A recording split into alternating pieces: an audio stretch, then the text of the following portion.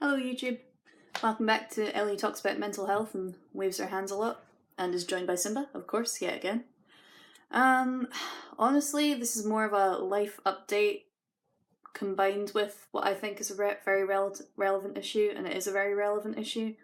So today I've had a hell of a day. I've come back from yet another interview where I've been told that I was a great candidate, in fact the perfect candidate, but someone had already worked within the team and got the job instead.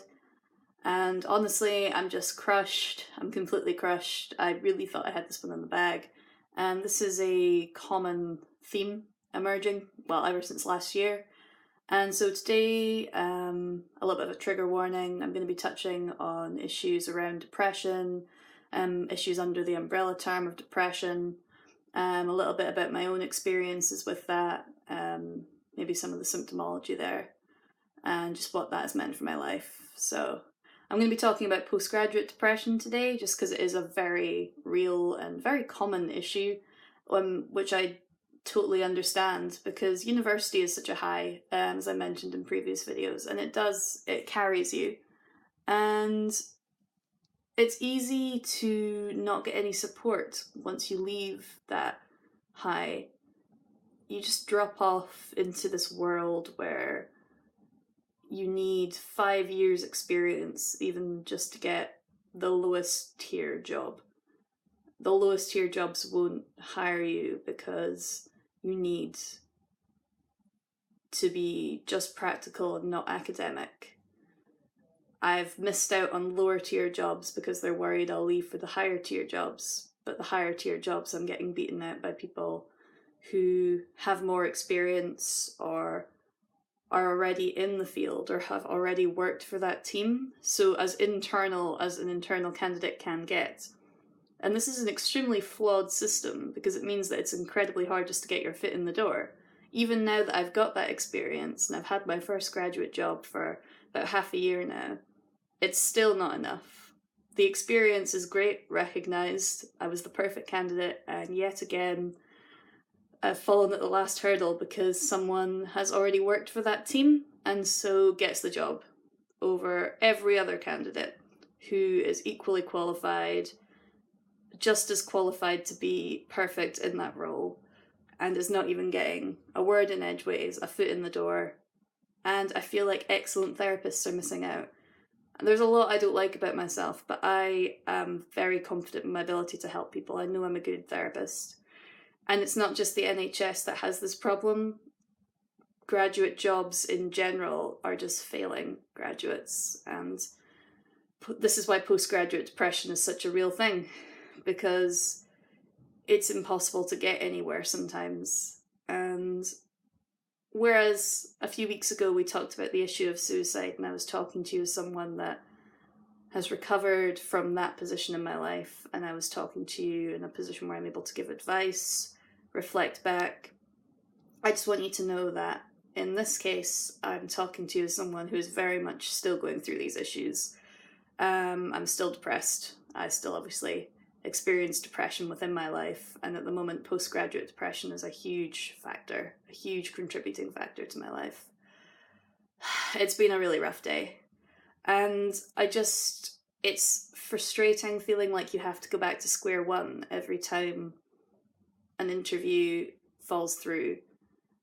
Getting past that initial application stage, which in itself is exhausting, and then getting through to an interview, psyching yourself up, and then the fact that even in an interview, an internal candidate could already be getting the job, but they legally have to do the interview anyway, is just extremely unfair.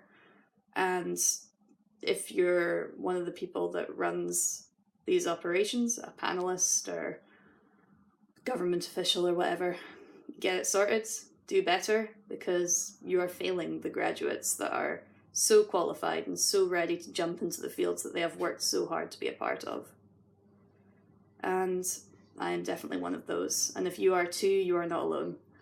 I've worked very hard to get in touch with my counsellors, my careers advisors at university, which have been a big help. So if you're in a position to do that at your own university, even if you are a graduate, they'll happily speak to you.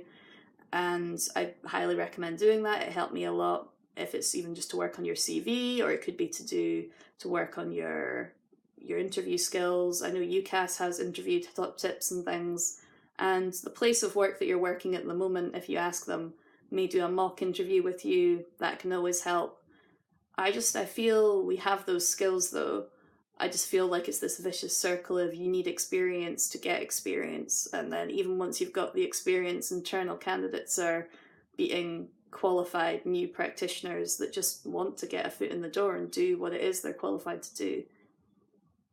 Good therapists, good accountants, good whatever your job field may be, because I know it is not just the NHS that has this issue.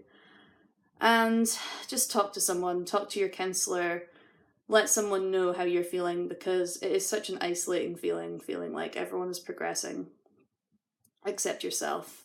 This was particularly bad last year. I went to 14 interviews last year, and that's just counting the NHS ones, not even the private ones that I went to. I was comparing myself to other people quite a lot, which is easy to do through social media, and obviously you want to keep in touch with how your friends are doing.